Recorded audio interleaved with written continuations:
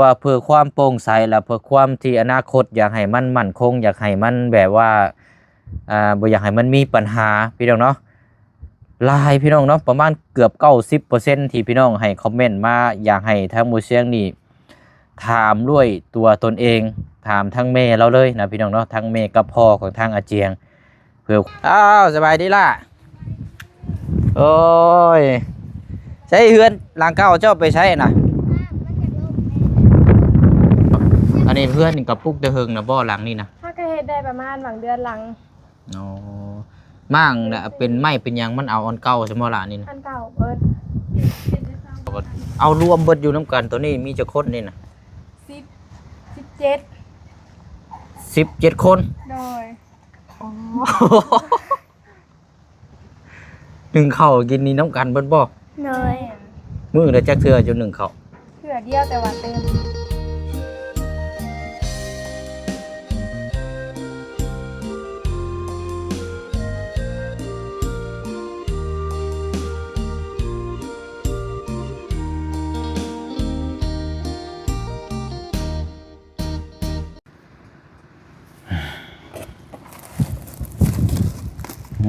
สีลมๆเย็นแน่จักหน่อยหรือว่าช่วงบ่ายโมง2โมงนี่ภาพฝนตกค่ำบ่จักไปหน่อยเนาะเอาก็ถือว่าเปิดภาพเปิดกล้องมาพบมาเจอกันอีกคือเก่าคือเดิมตอนนี้เวลาประมาณบ่าย2โมงน้อยๆมื้อนี้พี่น้องเนาะพาพ่อแม่พี่น้องมาอยู่เซโนเฮานี่แหละพี่น้องเนาะแต่ว่าบ่ฮู้ว่าอยู่กลุ่มหยังเนาะเป็นเขตของทางน้องเขียวเนาะหลายคู่หลายคนหลายพี่น้อง FC เฮาย่านลืมแล้วเนาะพี่น้องเนาะขนาดบ่เชิงนี่บ่แม่นเป็นปีเด้อบ่จักพี่น้องบ่ได้เข้ามาเยี่ยมยามทางน้องเพิ่นเนาะบ่แม่นทางน้องเพิ่นใหญ่เป็นสาวแล้วบ่จักพี่น้องเนาะน้องเขียวน้องอ้ายนั่นแหละพี่น้องเนาะเพราะว่าพอดีว่ามื้อนี้มีทางพ่อฮักแม่ฮักของทางน้องเพิ่นได้ฝากเงินมาให้ทางบ่เชียงนี่เป็นสะพานบุญให้มามอบให้ทางน้องเขียวนี่แหละพี่น้องเนาะไว้ซื้ออุปกรณ์การทำการเรียนเนาะกับทักทายสบายดีและสวัสดีพ่อแม่พี่น้องเบิดสู่คู่สู่คนมาพบมาเจอกันอีกคือเก่าคือเดิมอยู่ห่มเถียงให้เถียงหน้าของทางประตูเรานี่แหละพี่น้องเนาะเรากับคนเข้ามาเมื่อวานนี้กับผ้าฝนตกห้ำเปียกบนไหลพี่น้องเอ้ยมื้อนี้ใครเนี่ยมันแดดเนี่ยจังน้อยเนาะแล้วก็มีลมนำเนาะพอดีว่ามานั่งอยู่ห่มนี่ก็กำลังรอทางน้องเขียวพี่น้องเนาะทางน้องเขียวบ่ได้อยู่เพื่อนเพราะว่าทางน้องเพิ่นนี่ไปเกี่ยวข้าวกำลังเดินทางมาอยู่น้อยตอนนี้พี่น้องเนาะก็ได้ว่ามีเรื่องราวจะมาพูดมาคุยและก็แจ้งให้ทางพ่อแม่พี่น้องเฮาได้รับได้ชมนำกันอีกเนาะพี่น้องเนาะสำหรับเคสของทางน้องห้างกับทางอาเจียงอยู่เคสของทางเซโปนนี่แหละพี่น้องเนาะหลังจากโปรเซียงได้ลงคลิปไปเมื่อวานนี่เนาะหรือว่ามื้อเช้านี่แหละพี่น้องแต่ว่าถ่ายเมื่อวานแต่ว่าลงมื้อเช้านี่เนาะโปรเซียงเนี่ยให้ทางอาเจียงไปถามทางแม่เล่าพี่น้องเนาะสำหรับทางเรื่องจะปุกกระตูบหรือว่าปุกเฮือนซานหม่องที่ดินหม่องที่ว่าให้ทางน้องเพิ่นบุกเบิกอะไรพี่น้องอยู่หิมหนองสะแต่ว่าทางน้องเพิ่นก็ถามมาว่าถ้าปุกไปแล้วนี่จะบ่มีปัญหาทางแม่นี่สิบ่ไล่อีกบ่เสียงถามแต่ว่าทางน้องเพิ่นก็ว่าบ่มีปัญหาหยังพี่น้องเนาะแต่ว่าเพื่อความโปร่งใสและเพื่อความที่อนาคตอยากให้มันมั่นคงอยากให้มันแบบว่าบ่อยากให้มันมีปัญหาพี่น้องเนาะหลายพี่น้องเนาะประมาณเกือบ90%ที่พี่น้องให้คอมเมนต์มาอยากให้ทางหมู่เสียงนี่ถามด้วยตัวตนเองถามทั้งแม่เราเลยนะพี่น้องเนาะทั้งแม่กับพ่อของทางอาเจียงเพื่อความโปร่งใสแล้วก็หรือว่าเพื่อความยึดมั่นอนาคตนะพี่น้องเนาะเอาจังใดก็แน่นอนสายพี่น้องเนาะทางพี่น้อง FC ขอมาทางหมู่เสียงก็จะทำตามคำแนะนำจากพี่น้อง FC เฮาเนาะแต่ว่ามื้อวันอังคารหมู่เสียงจะเดินทางขึ้นไปเนาะเดี๋ยวจะแจ้งให้ฮู้ว่าทางแม่เรานี่สิมอบให้ทางลูกแท้บ่ถ้าว่ามอบให้แล้วก็ให้พังรักพังยังเบิ่งน้ำกันให้แล้วพี่น้องเนาะแล้วก็เฮาก็เฮ็ดเวียกไปตามขั้นตอนบัดนี้พี่น้องเนาะหรือว่าถ้าแม่เราว่าแ จังซั่นจังซี่นี่มันบ่โอเคแล้วก็บ่เสียงจะหาแนวทางแล้วก็จะพูดคุยเรื่องราวก็เปิดซื้อที่ดินที่ทางสมทบให้ทางน้องเพิ่นใหม่บัดนี้พี่น้องเนาะอันนี้เขาก็เฮ็ดเวียกไปตามขั้นตอนก่อนบัดนี้พี่น้องเนาะเอากะพี่น้อง FC ขอมาก็ตามคำเรียกร้องเนาะพี่น้องจังได๋ก็ติดตามรอรับชมเบิ่งนํกันวันอังคารบ่เสียงเดินทางขึ้นไปแล้วก็จะไปถามตัวทางแม่ของทางอาเจียงเลยเนาะทางแม่ย่าของทางน้องห้างเลยถามว่าที่ดินพื้นนี้นี่เราให้ปลูกแท้บ่เรามอบให้100% บ่เพื่อบ่ให้มีปัญหานะพี่น้องเนาะเอาตามนั้นเลยพี่น้องพี่น้องขอมาบ่เสียงก็จะพร้อมลุยแล้วก็อย่าลืมได้พี่น้องเนาะพร้อมลุยนํกันกับบ่เสียงเลยพี่น้องเป็นกำลังใจให้คือเก่าคือเดิมเนาะพี่น้องเนาะเอาก็แจ้งพ่อแม่พี่น้องก็ประมาณส่ำนี้ก่อนเนาะพี่น้องเนาะเพราะว่าตอนนี้เฮาก็ยังบ่มีหยังยอดเพิ่มเติมมาเลยสำหรับทางเขตของทางน้องห้างก็มีแค่ยอดก็6 ล้านกีบในตอนนี้สำหรับทางบ่เสียงเนาะพี่น้องเนาะถ้ามีหยังเพิ่มเติมเดี๋ยวแจ้งพ่อแม่พี่น้องได้ฮู้ได้ทราบนํกันบัดเฮาเดินทางพุ่นแหละบัดพี่น้องเนาะเอาหั่นแหละพี่น้องเนาะก็มาต่อกันบัดนี้สำหรับทางเขตของทางน้องเขียวบ่ได้มานานแล้วพี่น้องเนาะเอาจังได๋ก็ขอบมุกขอบใจขอบบุญขอบคุณทางพ่อกับแม่ของทางไอ้ฮักพ่อฮักแม่ฮักของทางน้องเขียวเนาะหลายๆเด้อเนาะที่ได้ติดต่อมาแล้วก็ให้ทางบ่เสียงนี่เป็นสะพานบุญให้ในครั้งนี้เนาะพี่น้องเนาะเอาแล้วพี่น้องก็มาเบิ่งน้ำกันบ้านนี้เนาะบ้านเฮือนซานเราว่าสิเป็นรูปทรงแบบใดเนาะพี่น้องเนาะโอ้ยล้มพี่น้องเอ้ยไปโอ้มานั่งนี่แหละพี่น้องเนาะบรรยายอยู่ในเถียงน้อยเราเถียงกับโมเมนต์หรือว่าห่างเพื่องบนนี้ได้แหละพี่น้องทั้งประตูเรามัดเข่าอยู่พุ่นก็เลยมาเห็นวิวดีก็เลยมานั่งว้าวอยู่นี่พี่น้องมันก็เย็นแน่จังน้อยเนาะเอาแหละพุ่นอันนี้กับน้องสะเนาะรถก็จอดไว้พุ่นแล้วพี่น้องแต่ว่าเฮาย่างมาเนาะมาเบิ่งวิวมันเป็นเลินกว้างขวางนะพี่น้อง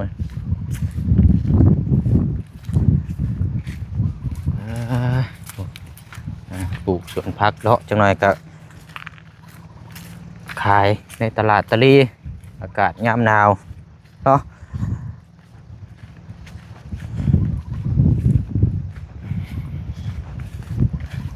มารอบนี้นี่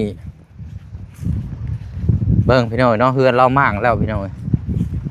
มากแล้วก็เห็ดใหม่แล้วเนาะมากเห็ดใหม่เรียบร้อยแล้วเอาเดี๋ยวให้ทางแม่น้องเปียวไปเป็นโม่ก่อนนั่งถ่ายให้ทางน้องๆถ่ายรถนี่ก่อนมากแล้วเฮือนเราพี่น้อยปลูกใหม่แล้วเนาะ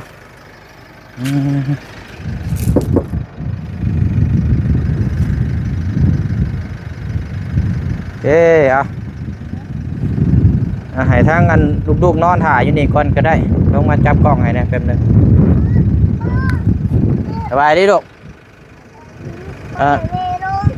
เดี๋ยวพ่อให้แม่มาจับกล้องให้พ่อก่อนแป๊บนึงลูกเอาเด่นโทรศัพท์ก่อนถ่ายเด้อเห็นเวียกก่อนมาลงมาก่อนลูกเอาเดี๋ยวพอได้พี่น้อยเดี๋ยวเข้าไปทักทายทั้งน้องๆเพิ่นก่อนอ๋อโหเนาะมาแต่ก่อนเพื่อนเราสิล่มเลยพี่น้องมาบนนี้เฮ็ดโมเลนได้บาทจำเป็นต้องเฮ็ดเนาะแต่ว่าเพื่อนหลังใหญ่ๆนั่นโอ้โหเนาะปานหูแจก อันนี้นั่นจะเป็นเพื่อนทั้งลูกเราผู้ที่ว่าเฮ็ดเวียกอยู่ทางฝั่งไทยแหละพี่น้องเนาะเดี๋ยวไปเฮ็ดเวียกเฮ็ดงานจะว่ากลับมาแล้วบ่จักตัวนี้ได้เนาะป่ะจะมาแล้วทางน้องเขียว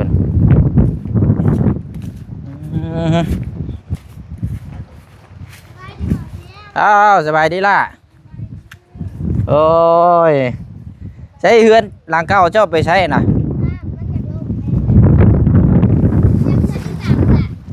โอ้มั่งแล้ว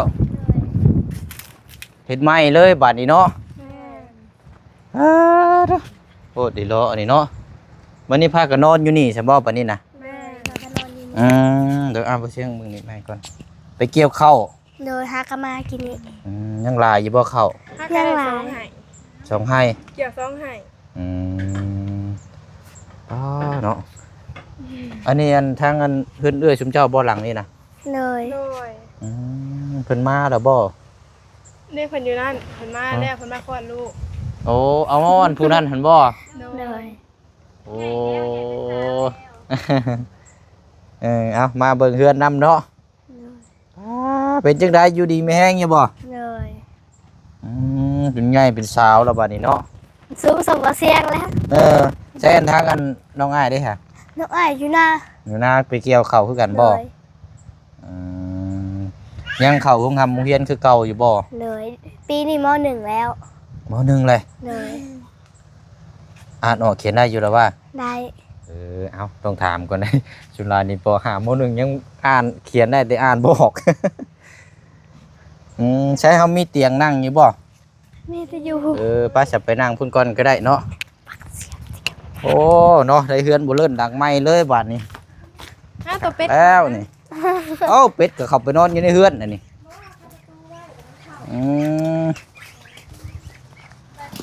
โดยจะเป็นบ้าวเลยลูกชายกันเนาะมาบัดนี้ เป็นบ่าวแล้ว อ๋อตอนนี้นี่แสดงว่านี่มาอพยพอยู่นำกันบ่เลยนะไอ้เนาะ โดย เป็นครอบครัวใหญ่เลยบัดนี้อันผู้นั้นน่ะอยู่เวียงจันทน์พุ่นน่ะเนาะผู้เสียงเคยมาหาเราอยู่ผู้นั้นน่ะมาใหม่มาจากกรุงเทพถ้านั่งเตียงกันก็ได้ล่ะก็นั่งไว้ก็ได้ มอนาติ ใช้มาพี่ก็ได้อ่ะ เห็ดขอบหน่อยร้าน เฮ็ดคอกบ่นี่นะ ที่ขอบเปิดนี่แหละ เออ ปีน อันนี้เอาไว้สายไฟยาวโพด เอาเก็บไว้ได้เนาะมีไฟบ่ฮะ ยังมีอยู่ บ่เอาซะนั่งนี่ก่อนเนาะอ่ะมานั่งพี่ก็ได้น้องเขียว การไม่ทำก็ได้ล่ะ เป็นนี่แหละรถไฟฟ้ายังขี่ได้อยู่บ่ ขี่ได้แต่ว่าย่ามพ้นแล้วบริขี่มัน เอานั่งนี่ก่อนอันยังเก็บไว้ก่อนเนาะ บ่ได้เป็นหยังบ่ ก็มีแต่ว่าอันหม้อไฟเสื่อมแล้วก็ไปเปลี่ยนแล้ว ไฟเสื่อม โดย ธรรมชาติซะเนาะเพราะว่ามันเป็นแบตเด้พวกนี้น่ะมันเป็นแบตคล้ายๆคือถ้าว่าเป็นรถนี่เฮาก็ต้องเติมน้ำมันนั่นแหละ แม่ แต่บ่มีน้ำมันเติมก็ไปบ่ได้พ่อกับแม่ก็อยู่ให้อยู่หน้าพุ่นบ่ โดยอยู่หน้า จักอันน้องพ่อได้สันยังเรียนอยู่บ่เจ้า เฮียนคือเก่ามหก มหกแล้ว โดย สิเรียนจบมเจ็ดได้บ่เจ้า แม่เฮียนให้จบเลยอีกปีเดียว นะอดเอาซะเนาะคันเรียนจบมเจ็ดนี่บ้านเฮานี่ได้บุตรประกาศมันบ่ ได้ ได้บุตรประกาศมเจ็ดนี่ต้องแบบว่ามันเวลาเฮาไปเฮ็ดเฮ็ดงานนี่ได้เฮ็ดเวียกงานง่ายสำบ่ล่ะ ก็ง่ายอยู่อันสมัยนี้เพิ่นประกาศแล้วเพิ่นว่าคันบ่จบม .4 เลยออกเฮียนก็บ่ได้เฮ็ดเวียก เพิ่นออกใหม่เด้ แล้วก็คันเฮียนก็เฮียนให้จบม .7 หั้นนะเขาก็เลยว่าอีกปีเดียวก็เลยเฮียนให้จบซะ เอาสะอดเอาอีกปีเดียวเนาะ โดย ปีเดียวก็จังสิได้อันใบบุตรใบประกาศแค่ว่าเฮาเฮียนเก่งนั่นแหละเอาง่ายๆซะเนาะแต่ว่าเวียกการงานนี่จังว่ากันโอ้ยมือกล้องเฮาแดดแท้เนาะนี่ได้เนาะเด้ๆเอาเดี๋ยวเราสีดำเด้อเพิ่งเด้อ เหลือบตาเลยนะ จมตาเลยเนาะอายืมนี่เด้อเฮ้ยเย็นอยู่บ่เอาโมเมนต์เลยเนาะเอาโมเมนต์ฝนตกได้นี่เนาะ โดย อายับไม่พี่ก็ได้ล่ะให้เจ้านั่งหั่นแหละมาแล้วก็ยังสิไปอยู่บ่ไปเกี่ยวอีกอยู่บ่ ไปก็ได้ซองให้เพิ่นจะเกี่ยวให้หลายๆให้ อย่าเกี่ยวลายเลยฝนตกห้ำเลย โดย มื้อนี้นี่ เข้า ฝนต ล่ ก มหมดแล้ว ฝนตกหนักเลยมื้อนี้นะ ลูก จะว่าน้ำสิท่วมเลยบ่จัก บ่ดอกหน้าอยู่โน่นบ่แม่ หน้าอยู่นู่นบ่ คอย ใครอีดอกซะเนาะว่าได้มื้อนี้น่ะลมยมเย็นมื้อนี้เริ่มสิผ้าฝนเริ่มสิเบิดแล้วเบิ่งนี่ ไปสิฮอดยามหนาวลมแห้ง ต้องมาถามว่าเสี่ยงไหนว่าเสี่ยงคำว่ายังไง บ่เสียงเข้ามาน้ำไผ หายโตมาได้ลูก โอ้หายตัวว่ะ หายโตมาได้ เป็นปีเราไม่ได้ถามว่าน านนี่แหล้วเฮาบ่ได้เจอกันเนาะ โดย ตั้ง สอ แต่ งปีบ่ปี บ่ หนึง ฮอดบอกเลย ปี 2 กว่า ปี ประมาณช่วงประมาณปีนี่แหละเนาะเป็น ปีเลยร้านหน่อยเดี๋ยวปี ผู้นี้เนี่ยได้ปีหนึงเนาะ อ๋อแม่นละประมาณปีนี่แหละปีน้อยๆหลังจากนั้นก็บ่ได้เข้ามาเลยเพราะว่าเฮาเฮ็ดเวียกมีแต่ไปเซโปนไปเมืองนองมีแต่ไปหม่องไกลคือปัจจุบันตอนนี้แหละบ่ได้ค่อยอยู่เนาะก็นั่นแหละพี่น้องมาเยี่ยมมายาม ลม มาก็มีการเปลี่ยนแปลงหลายเนาะอันนี้เพื่อนนี่ก็ปลูกแต่เฮิงนะบ่หลังนี่นะ ถ้าก็เฮ็ดได้ประมาณหวังเดือนหลัง อ๋อมั่งน่ะเป็นไม้เป็นหยังมันเอาอันเก่าใช่บ่ล่ะนี่นะ อันเก่าเบิด อ๋อ เสาดักกุดเบิดดีแต่บ่ล่มดีแต่ซุเฮามาก่อน ตายเนาะ เกือบล่มมื้อนั้น บ่ ฝ มัน ตก เสามันหนักไปแล้วตอนนั้นน่ะเนาะมันเป็นเสาพังเชื่อว่า โดยเสาพังคือเสาไม้ซัก อืม น้อย ดีแล้วเนาะมากออกแล้วก็เนี่ยพอได้อันนี้นำกัน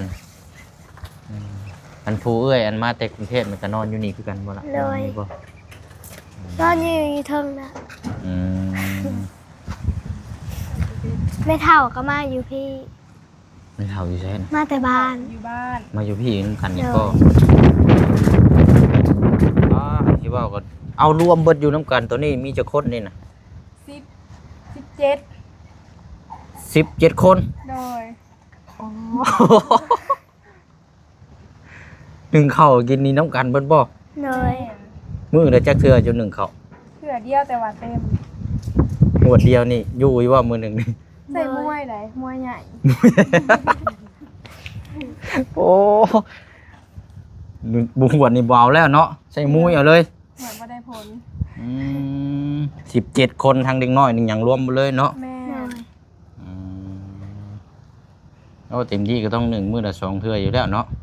ตอนเช้ากับตอนแรง เช้าแรง เลย กันว่าได้แนวกินก็เป็นพวกลาบพวกก้อยนี่ยันโบอิ่มต้องเอาเป็นพวกป่นเด้อใส่น้ำหลาย โด ๆ ย จังทั่วถึงกัน อีเมลเราก็เห็นแล้วนั่น แม่นบ่ โดย เอาใส่สูตรแบบนี้เด้อ มาใส่ชิ้นก็เอาแจ้วโอ้เนาะเอาตัวนี้ก็แยกย้ายกันมาอยู่น้ำกันก่อนเนาะแล้วก็สามอันนี้จังแยกย้ายกันไปเติบโตว่ากันใหม่อีก โดยตอนนี้อยู่ด้วยกันก่อน อันอยู่อันข้างหลังนี่ก็มาน้ำกันเบิดบ่ทั้งผัวเมีย โดยผัวเฮาเป็นทหารผัวเฮาน่ะ โอ้ผัวเป็นทหาร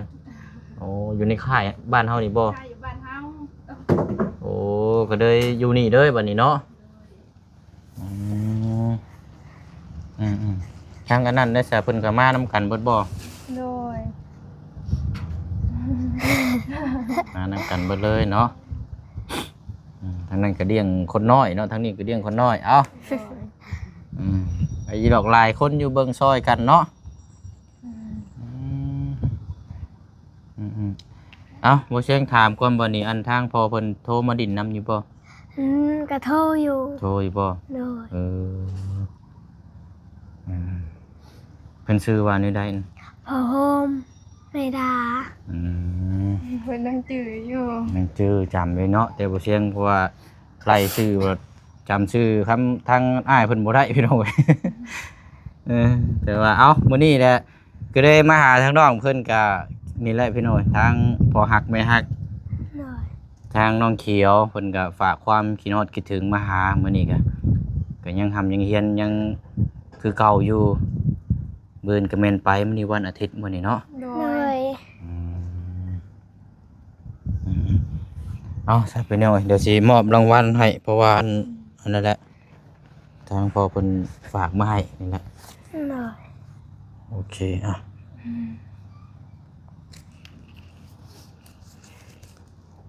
จักเท่าใดแล้วนี่ก็สิได้อยู่นั่นแหละพี่น้องเพิ่นฝากมาอยู่$130แต่ว่าเพิ่นมาให้ให้ทางผู้เชี่ยวนี่30ไว้ในการเดินทางแต่ผู้เชี่ยวฮักออกแล้วอันนี้ให้ทางลูกสาวเราอันนี้พี่น้องเนาะ เลย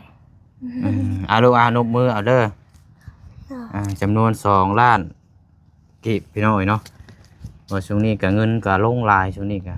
เงินดอนลงลายแต่ก่อนนี่พุ่งช่วงนี้นี่ก็ลงเกือบมานั่นพุ่นแหละบ่คือเก่า แม่นสถานการณ์เปลี่ยน ก็บ่คือเก่าเนาะ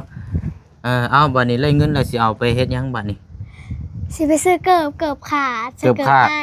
เกือบเนี่ยเกือบหยังนะ เกิบศพ เกือบไป เกี่ยวข้าวบ่ โดยเกือบใส่ธรรมดา อ๋อ แล้วก็เสือกีฬาทีมห้อง เอาเสื้อพิเศษทีมห้องอีก เลย โอ้อันนี้เฮาก็ต้องซื้อต่างหากได้นี่เนาะ โดยอาจารย์สั่งมาแล้วก็เก็บเงินกันไปซื้อ เท่าไรอันนั้นน่ะ ยังบ่ฮู้อาจารย์ท่านบอก ต้องถามเบิ่งอีกเทื่อนึง เลย โอ้เอาซะเนาะจัดแจงการทำการเฮียนหลายๆเด้อ เลย เอามีแต่ว่าหั่นแหละฝากขอมุกขอบใจทางพ่อเจ้าในอยเด้อเนี่ยเพิ่นรับได้ชมอยู่เด้อ สาธุโบเมลาขอให้ผลอยู่ดีมีให้ความเจ็บอย่าได้ความไข่อยู่มีขอให้สุขภาพแข็งแรงเวียกงานเพิ่นก็ขอให้ราบรื่นขอให้มีคนหักแพงเดินทางปลอดภัยเด้อสาธุมาเสี่ยงกายเดินทางปลอดภัย อ้าวเนาะเอามารอบนี้ใหญ่เป็นสาวมารอบหน้านี่ สูงกว่าบ่เสี่ยงแล้วจ้ะ ท่วมบ่จักเป็นนี่เนาะเอาแหละเพราะว่าบ่เสียงก็สิฟ้าวลงไปทางสวรรค์แน่เด้อมีแต่ว่าเดี๋ยวโอกาสหน้ารอบหน้าจังสิมาเยี่ยมยามตามข่าวใหม่เนาะ เลย ไปอยู่ดีไม่แห้งเด้อล่ะเด้อ เลย เอา สบายดี โดยอะไรเนาะก็เป็นปัจจัยเงินจำนวน2ล้านกีบพี่น้อยเนาะให้ทางน้องเพิ่นไว้กำการทำการเฮียน